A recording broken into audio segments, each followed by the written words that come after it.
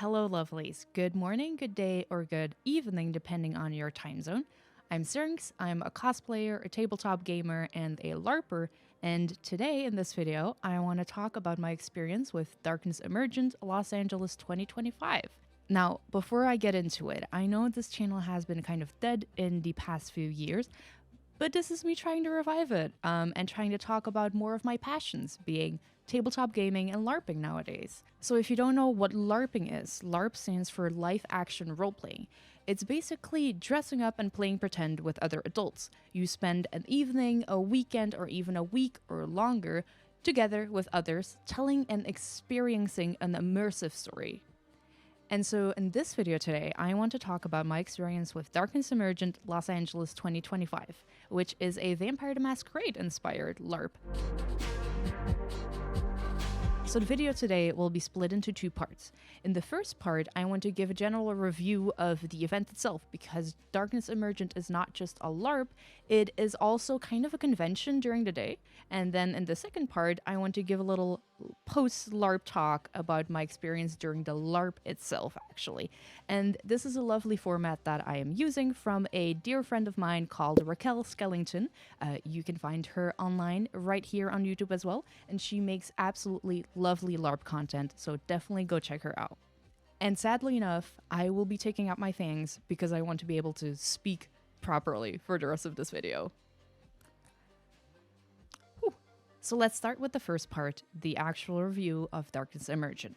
The event itself was structured where it took place over several days. It started off on Thursday, then Friday, Saturday, and Sunday, and Monday there was like a closing panel. Basically, there were 2 nights of the main LARP itself where the days were filled with panels, with side LARPs, and even with tabletop games you could play. Some evenings there were also after-hours social events. So on Thursday evening there was Seraphim Club, which was a soft RP club that they organized. Then on Friday you had a karaoke and trivia night. Saturday and Sunday you also had a kind of club, both the Succubus Club and the Maharani Club, which were organized where you could soft RP if you wanted to. So I was definitely not used to this type of event. It was actually great to have like this convention feeling during the day, because it allowed you to preserve your energy for when you were gonna LARP the entire evening up until like very late hours. And it gave you a chance to just hang out and talk to people, go to some panels you were interested in. Now on the LARP itself, while it is like a chronicle LARP where they host multiple events and the story kind of follows throughout each event, it was very easy for me as a first timer to just jump in this time and kind of get acquainted with the story. I had no issues with not having been to any of the previous ones, and I'm sure that anyone visiting a future one will also not have that problem. As for the mechanics and the system that they used, they were using their own Laws of the Night LARP rulebook, which is basically how they made the Vampire the Masquerade tabletop system into a LARP setting. For me personally, it's a little bit crunchy, but I definitely like the rock, paper, scissors mechanic to quickly see who wins in a conflict. And I believe that for anyone unfamiliar with the system, they held a LARP 101 panel at the event itself during the day where you could join, and if you didn't have any experience with the system or LARPing itself, get a little bit more acquainted before the actual event started. And that was part 1. On to part 2, the actual LARP talk about Darkness Emergent. To preface all of this, I decided to play a tabletop character actually, named Ida Volkoy. She is a kindred who I already played previously in the Ancestral Blood Chronicle on Magi RPG, which you should definitely check out. And I knew that my coterie members were also going to be present. So I had Dove with me, played by the lovely Emelind, and I had Kalila with me, played by the lovely Laura Tutu.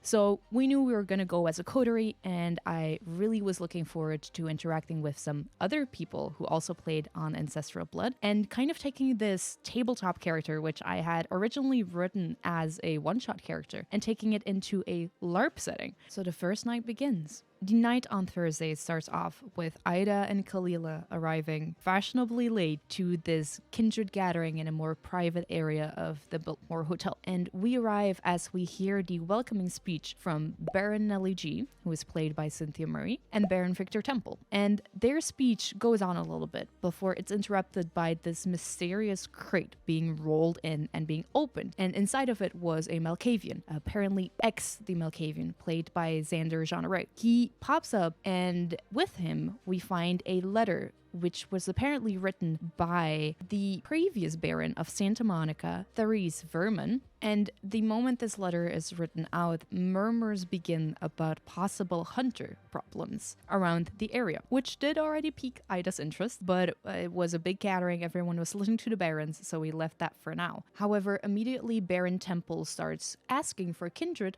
who could help him that have the gift of sight, or within Vampire the Masquerade, you would know that as the Auspex discipline. So Baron Temple asks for those kindred with those gifts to come and maybe find out what actually happened with X and with this mysterious letter that they got. So at this point, kindred start breaking off into little groups again, and it becomes more of a social mingling, in which Kalila and Ida, they are not the best social people within their group. They usually have their Toreador with them, Dove, who is very much the social butterfly of the group. But they meet another Toreador called Elena Harvey, played by the lovely Rachel Cordell, who offers to help them interact a little bit with other kindred, and also offers to help them in any sort of Toreador way that they would need it, which they are both very thankful for. They are interrupted by this lady at another table, loudly speaking about something and holding a piece of paper that has a lot of signatures on it. This lady turned out to be Camilla, played by the lovely Ursilia, and she is explaining how there is a problem right now with the local anarchs and actual Camarilla. There is this cultist group of Banu Hakim called the Mountain who want to apparently join the anarchs, and Camilla, being Camarilla, is trying to gather people to give signatures because she's saying that if this cultist kindred group joins the anarchs, that's going to be disastrous for both, well, the anarchs, but Camarilla doesn't really care for that, but also kindred society in general, because if you let in these monsters, these really bad kindred, what's going to happen to stability and to the structures that are already there? And as this explanation goes on, Ida doesn't really have to think about it. She hears, these are monsters, these are really bad, we don't want this. And Ida is part of the Camarilla, so is Kalila. So she's thinking, if we can stop the anarchs from getting something, then that is on our benefit. So Ida just picks up the pen and writes her signature on the piece of paper. This plot would be coming back and would be very important to the Camarilla in future nights. After a little bit of mingling with some other kindred trying desperately to socialize, they meet some familiar faces. Namely, the Lysander coterie also decides to show up. The Lysander coterie is also a coterie that Ida and Kalila knew back in Chicago, where they come from, and ancestral blood. And present that night were Silas, played by Chris, Willow, played by Momo, and Anna Lysander, played by Tracy. And Ida is kind of glad actually to see them there, because she, in their previous dealings together, has kind of gotten a fondness for Willow in particular. See, Ida believes that some people did not deserve to be dragged into this unlife, and that they did not deserve for their soul to basically be taken from them. And she definitely felt this way towards Willow, which meant that she now has this kind of feeling that she wants to protect Willow from herself, but also from others who want to manipulate or use them, because that's just what kindred do. They manipulate and use other kindred. And so being happy that they are also there, Ida decides to kind of keep a watch on Willow and the others, but they leave for now. And off to the side, she sees a lovely lady who kind of gives off the same vibes as her. So Ida decides to go, check her out, see what she's about. Turns out, lovely Toreador who really has the same vibes because she is a bodyguard, and her name is Ruby Sinclair, played by the lovely Sydney. They have a small little talk, and as they do, Ida spots someone else in the room, and she walks up to them, and it turns out to be the Camarilla delegate present in this Anarch territory, actually, called Renato, played by Jason Carl. And so Anna Lysander is standing next to Renato, and Ida joins them. And basically, through their conversation, it becomes clear that Renato is looking for Willow Lysander specifically, because he wants to ask for her use of the gift of sight, her Auspex, to try and find out more about a possible hunter problem within this domain, which immediately makes Ida kind of suspicious, because she does not want anyone using Willow. So she asks, why do you want to know this? This surely isn't for the good of the domain. This is probably for your own good. He doesn't really want to tell, and she gets her hackles raised a little bit. She gets a little bit defensive, upon which Renato asks, is she your charge? Do you protect her? Taking Ida a little bit back because she doesn't like to admit that she cares for anyone. So she just says, no, I just look after her, that's all. And if you want to talk to her tonight, I will be present for that. But I'm sure you could talk at some point. But Ida's thinking, I'm not gonna let you talk to Willow alone. I'm not gonna let you manipulate her. So after a small moment, they find Willow and Silas again. And Renato asks Willow for her gifts, basically to give him some kind of vision that she sees, and they will go from that. And Willow happily agrees with it, sadly enough, but only for like the price of 2 wheels of cheese. So Ida immediately looks at Silas, who is Willow's older brother, and they look behind Willow's back. They lean in and they're like, no, she should get a boon from this, right? And boons are basically favors that you can then later ask something from this person you got the boon from. And they're like, yeah.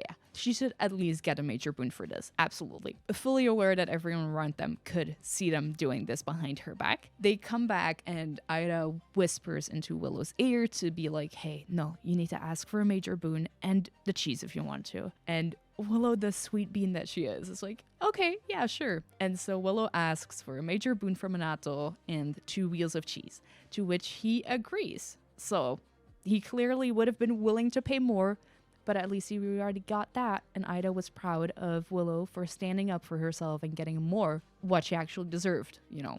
Also, the wheels of cheese are for Willow's pet rat, who she brings with her. Maybe you didn't get that. That's why she wanted cheese. So the festivities gradually move down to the basement where Club Seraphim is being held that night. And Ida does like going to a club, not for herself, but it's the perfect place to catch people off guard and throw in a little charm where needed. But that enthusiasm is quickly taken away when she spots one of her exes there, Vice, played by Vin Vox. So the moment Ida spots Vice, they are surrounded by their coterie. Their coterie being Amadi, played by Amir, Toledo, played by Bully, and Abbott. So Ida is approached, and they start asking her these questions. Clearly, Vice had talked about Ida before, of why Ida left Vice and why Ida broke Vice's heart, and if she is the reason that Vice is the way they are. This all kind of takes Ida back a little bit because she's not used to dealing with emotions that much. So she just starts talking about, you know, she's Clan Ravnos, and in their blood, they need to constantly be moving. So she just said she had to leave, and she's trying to find a way out of this conversation. She doesn't know how to deal with it. That's just the thing. Luckily, though, she is interrupted in this conversation by some other kindred, and she manages to slip away. However, later that night, there is some dancing that occurs with Elena, Toledo, Amadi, and Ida. And as they are dancing in this little circle, Ida kind of starts liking Toledo a little bit. He is a bit nervous, but very honest in the way he's talking to these others. And honestly, Ida finds it quite adorable in a way. But also she thinks that she might be able to use him at some point, especially with him sharing a coterie with Vice. And then the moment happened where Toledo mentioned that he is looking for some love, which Ida immediately jumps on. This is the type of shit that she is ready for. So she starts being a little flirty with him and suggests, because Vice is standing on the other side of their group, suggests to dance together a little bit to make Vice jealous, because that's what the vibe that she kind of got from their coterie. And they end up doing exactly that. They dance a little bit, and with that, with a new prey in sight for Ida, the first night comes to an end.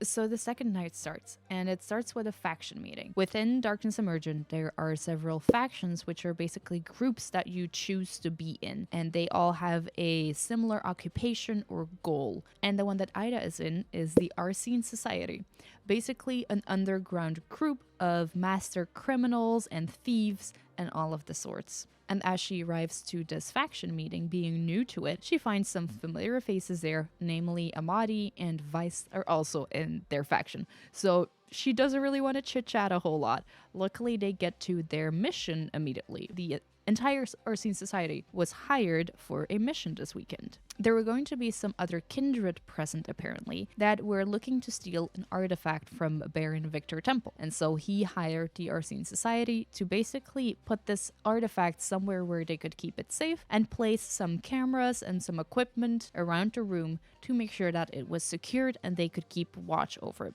which is exactly what they were going to do. So all of them decide to go up to the rooms, scout around, and see where they can place the equipment. Ida also taking a monitor and going with Amadi together to scout the room and then place their monitor somewhere safe. Once all the Ursine Society members did that, they reconvened and now their security system was online and it was time to start the mission. And they would be kept update if any of their security systems went offline. And also, very fun, the video camera that they placed would take an image of the last shot it got before it was deactivated. So they could always kind of try to guess who on that shot was actually the other kindred who was attempting to steal this artifact. So as the night goes on, the security system is taken offline, taken back online again, and we are desperately also trying to find a mole within our faction, because during our mission briefing, it became clear that we would have a mole within our group who was working against us. So it was also kind of important to know what information you were sharing and kind of figure out who this mole was so we could eliminate them. And as they are doing their mission, Ida also starts interacting with another Ursine Society member, namely Nicholas, who is played by Greg. He is a Lasombra, also coming from Chicago, so he approaches Ida saying that he knows her work and he applauds her basically in hopes that she's going to be as useful here in Los Angeles as she was in Chicago. And Nicholas introduces her to another Lasombra clan member of his, namely Lenora, played by Zachary. And Ida and Lenora get into this very interesting conversation about kindred and emotions, whether or not we as kindred actually can still feel emotions, or whether it is actually emotions that we leech from the blood of mortals, so they're not our own, we can't feel them.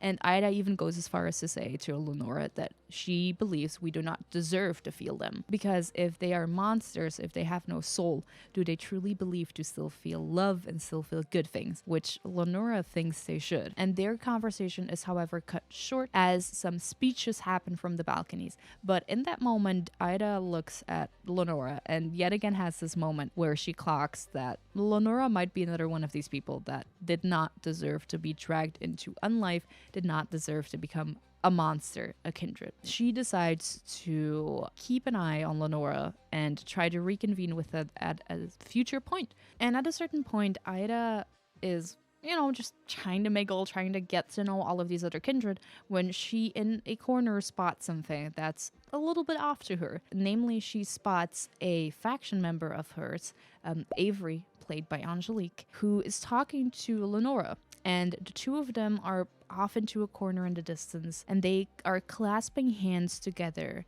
And Lenora's head is pressed against them, and it feels like a very tender moment. But it feels kind of off, because Ida had talked to Avery before, and this did not seem like the type of conversation they would be having, especially since Avery had previously mentioned to Ida that she had just woken up the last night before this. They did not know what had happened to them. They did not know why they went into a torpor, and they did not know why they had been awoken. So it all felt kind of sketchy.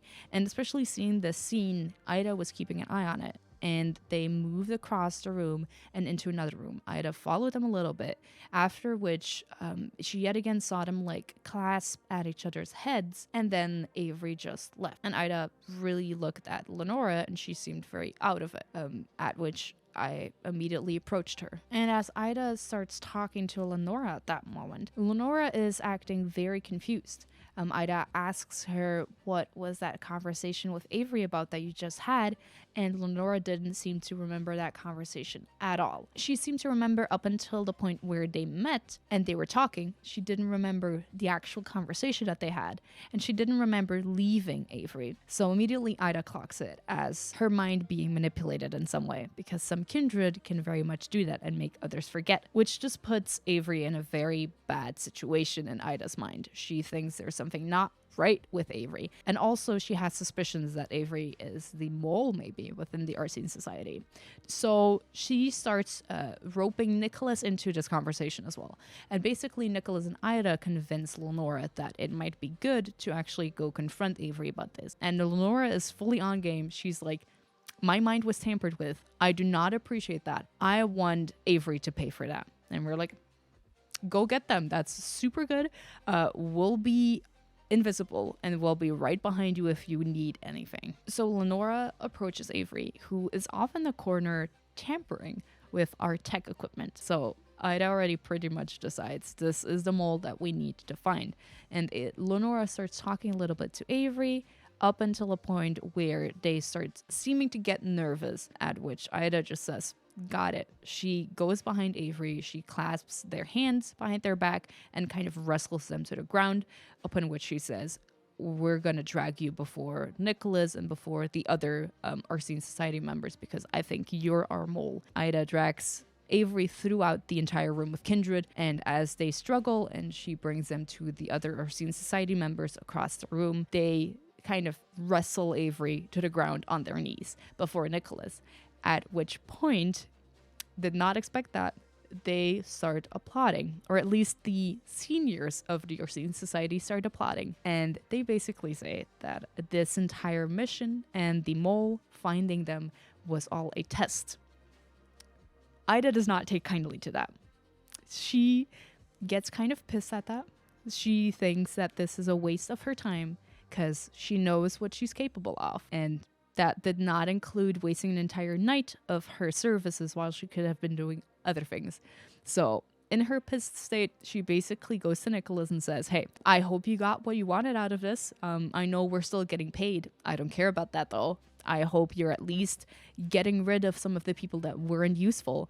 And she does not really wait for a response. She's like, I'm gonna go let off some steam. I need to find some place else to be right now because otherwise I might lose control. Luckily though, there was a perfect place to let off some steam, which was the Succubus Club, hosted by the one and only Victoria Ash, played by Tracy. Now, one fun thing that did happen that night was, don't ask me how it happened. I don't remember how it actually happened. But throughout their previous interactions, Ida had basically challenged Renato to a dance-off, which was going to be happening at the Succubus Club that night.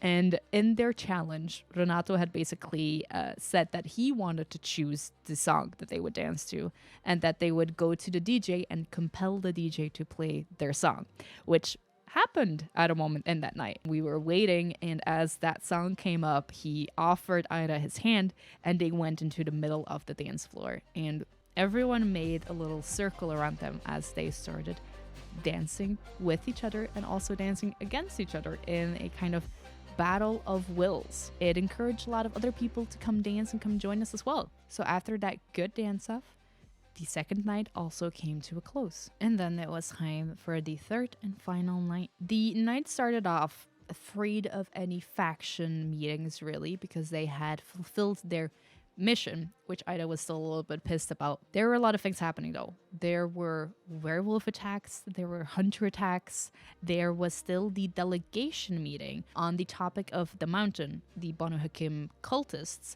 joining the Anarchs or not. They had basically assembled a group of delegates from the Anarchs and one group of delegates from the Camarilla.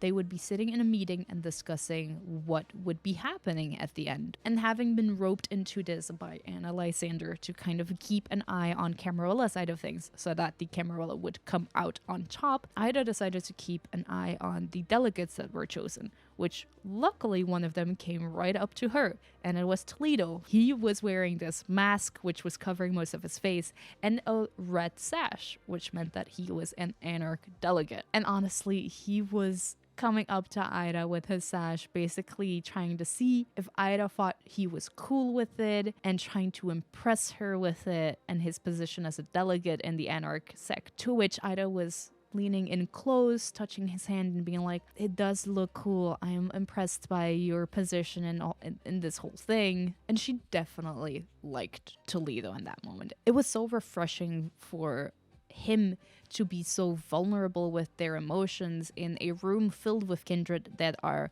stoic and cold and manipulative. He was the polar opposite of this. And while she was still very much using him, there was this kind of feeling of maybe this is a good person as well and maybe I shouldn't be doing this. However, that thought was quickly pushed aside as she was later approached by Amadi, who was saying that he wanted to get someone to steal documents from Toledo. Apparently, Toledo was carrying Anarch documents on the mountain and secret information that only the Anarchs had gotten, and he wanted someone to steal them from Toledo. And Ida was like, you don't need to do that, bud. I can just go up to Toledo and ask it of him, which she did. She walked up to Toledo, who immediately seemed so nervous to see her approaching.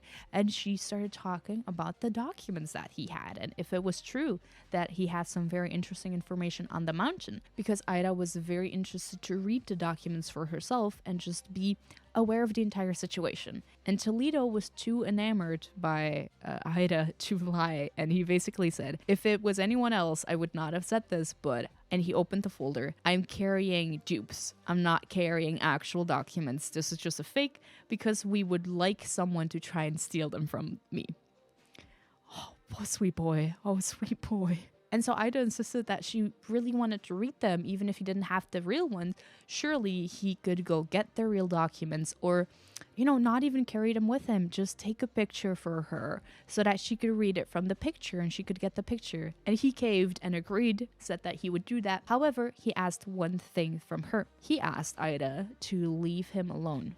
And Ida, being selfish and not wanting that, actually, she said, I cannot do that. I can't just leave you alone. I can't answer that request. Anything else you ask, I will do in return, but I can't do that. But instead, she offered that she would talk to Vice to clear things out because things had been kind of difficult within their coterie, with one of their coterie members being an ex of Ida and one of them having a current crush on Ida. Toledo accepted and he went off on his mission to get his picture of the documents. And this is a perfect moment to clarify that calibration is key for scenes like these. Vin, Bully, and I all had moments where we talked to each other out of character and went over what we were comfortable with during scenes or how we wanted things to play out for our characters. Doing this created a safe and nice flowing game for all three of us because we all opted in on the drama as players. So please repeat after me. Checking in with your fellow players is important. Also, a quick thank you to my fellow players for having such an incredible play to lift attitude. The LARP wouldn't have been the same without you, literally. I adore everyone I shared a scene with. Now, back to the story. So a little bit of time passed in which the Arsene Society did get up to some things. Namely, they had decided that they wanted to expand the network a little bit because there were a lot of barons present. Namely, you had Baron Victor Temple, Baron Nelly G, Baron X now, and the Baron of Santa Barbara. And they decided, well, let's try to see if we can make some business deal with these barons. Namely, the Arsene Society offered to put up blood brothels within each barony so that we gave them a place for kindred to gather and get some pleasure out of their own lives, and in return we would of course get an establishment within their barony. Now for us this was very useful because we would have people there who would catch information and we would be able to make this kind of connected network of establishments which would gather information and also be able to spread things if we would want that. So we did end up making some deals with all of the barons present. Whether or not these will have effect on future events, we will see. But one of them was that Baron X wanted the blood brothel to have an entrance coming in from the sea because he said kindred don't need to breathe, so they can just come on up from the sea. The things you agree to negotiate, honestly, with a Malkavian. We agreed, and that's a thing that will happen now. So a bit later, Toledo approached Ida again with the picture of the documents itself, which Ida gladly sold to both Amadi and Nicholas, actually, both for favors to be used in the future. She did not even read them herself. And as Ida was kind of getting ready to approach Vice to talk, she was confronted by both Abbott and Amadi about the fact that she was tearing their coterie apart. and that she had to stop that. Ida, however, very much said, well, I'm not the one tearing the coterie apart. It's up to them. I didn't choose to be in a relationship with a person that later became your coterie mate. And now apparently one of your other coterie mates has a crush on me. That's not on me. I'm not tearing your coterie apart. That's on them. They are creating this drama. But she said that she would talk to Vice and see if she could clear things up with the tension going on. And that's exactly what she did. She looked for Vice and convinced them to go sit down with her and have a talk. And they took these chairs up into the middle of the room and sat in front of each other and had a small conversation about their past and about basically Vice asking Ida if she was using Toledo or if she was interested in them. And Ida was having a little bit of a difficult time. She doesn't usually talk about emotions that much, but she did feel some kind of guilt towards Vice for what she did, because it turned out that Vice was very much put into situations they didn't fully want to be in. And Ida had just used and manipulated them as she had done so many others before. And it was kind of getting to her. So she basically answered that she didn't believe that she could feel love. So she definitely wasn't in love with Toledo. But the most honest answer she could give was that she was intrigued and fascinated by Toledo. And as they sat there looking at each other, there was very much a moment where Ida considered opening up to Vice and saying that they were sorry for leaving them behind all those years ago. But the moment that thought came into her head, Vice, just cold eyes, dead stare, said, "Fine, I don't care.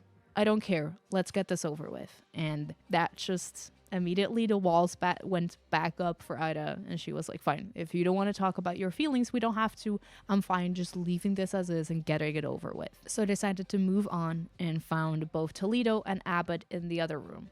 And Vice basically gave this passive-aggressive speech about how they were fine with this. If Toledo wanted to fuck up the coterie and fuck up his own life, then that was up to him, and they had their blessing. It was very awkward to be standing there with your ex and someone who had a crush on you, and your ex basically giving a blessing on whatever this was. And with that, Vice stormed off, and Abbott very quickly ran after Vice, upon which she was left standing there with Toledo. And as she thought if she should feel something about the situation. She clearly had broken this coterie apart with Vice leaving the coterie. She was considering if she had become a little bit more of a monster. Toledo spoke to her in that moment and asked if Ida was actually using him and it wasn't anything else. And Ida had to think she wasn't fully using him. She was actually a little bit interested in him,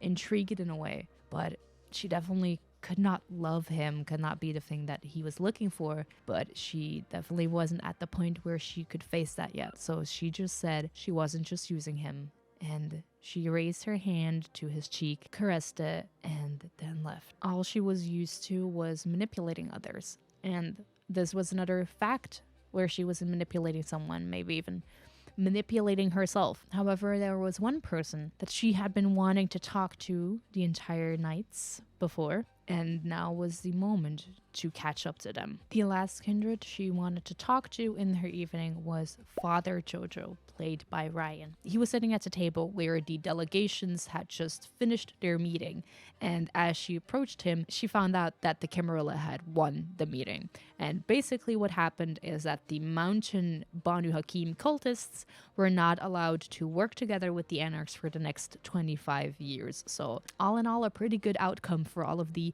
manipulation that had to happen to get to this outcome. As Ida sat down with Father Jojo, they had some introductions and they talked about a bit of business, the previously mentioned blood brothels. And Ida started asking questions because she had never met a vampire priest before. And she asked if he still believed that God was listening to him, if he still believed that people, well, monsters who don't have a soul, if God had any reason to even listen or pay attention to them, or if he had just fully abandoned him. You know, she asked for monsters, for kindred who are innately evil and bad. Even if they try to do some good, how much good can you do when all the bad you bring just overshadows it by a long stretch? And Father Jojo said that he believed that they could still do good, and it was very important to keep trying.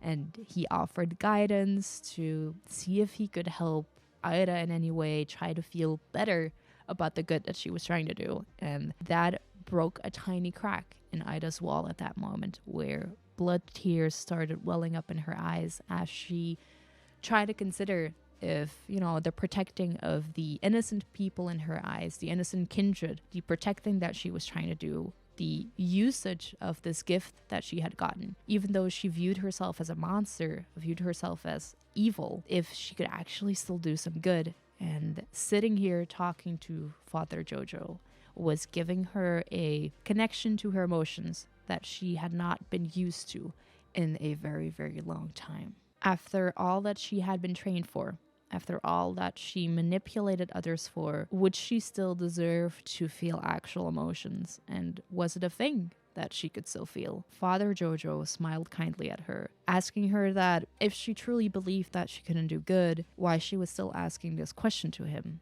and why she was still trying so desperately to do some good, to try and find some answer to the questions that she had. He offered her guidance. He offered to talk again in the future when she had gotten a little bit more answers from searching around in her own life. The two of them would meet again. The two of them would talk again. But in that moment, Ida's walls shut tight again, and the sun called them to their day's rest. And with that, all of the nights of Darkness Emergent were over for Ida. For now.